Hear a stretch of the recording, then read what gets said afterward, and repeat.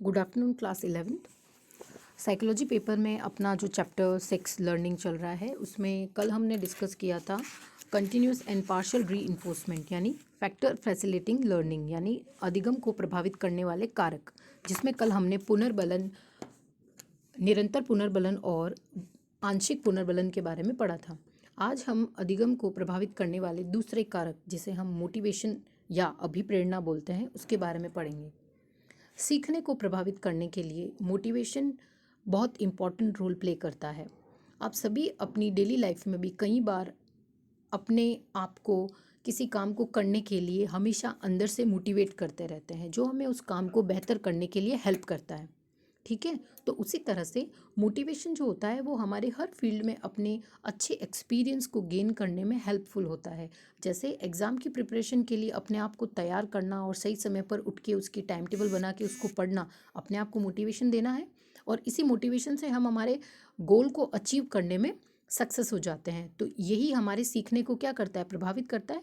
जो बच्चा जितना ज़्यादा अपने आप को मोटिवेट करता है, दूसरों से मोटिवेशन लेता है, दूसरों को अपना आइडल बना के उनको फॉलो करता है, तो ये मोटिवेशन होता है। और इस अभिप्रेरणा से उन्हें कुछ सीखने को मिलता है और वो अपने अच्छे अनुभवों का प्रयोग अपनी सफलता में करते हैं। तो इसका मतलब जो व्यक्ति या जो बच्चा, जो स्टूडेंट अच्छी तरह से मोटिवेट होता है, मोटिवेशन से पढ़ता है, उसकी लर्निंग पॉजिटिवली और कंटिन्यूअस डायनामिक तरीके से चलती है। और जो डीमोटिवेट होते हैं, जो अभिप्रेरणा नहीं लेते हैं, या जिनके जीवन में कुछ ऐसा एनवायरनमेंट में होता है जिससे वो थोड़े से अभिप्रेरणा का अभाव होता है, तो उनका भी सीखना उससे बुरी तरह से या नकारात्मक रूप से प्रभावित होता है।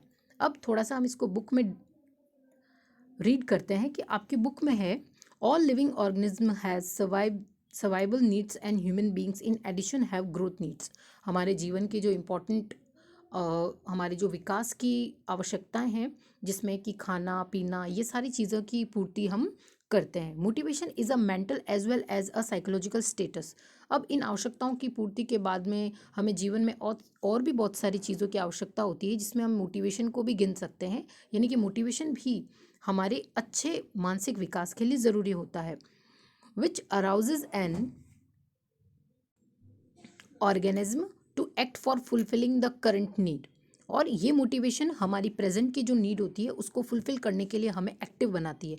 जैसे अगर हमें भूख लगी है तो हमें रसोई तक जाना होगा, अपना खाना खाना होगा, और जैसे ही हमारी ये नीड पूरी हो जाती है तो हम उसके बाद की दूसरी, उस सेटिस्फेक्शन के बाद में हम दूसरे काम की तरफ बढ़ते हैं, जैसे कि पढ़ना है या सोना है।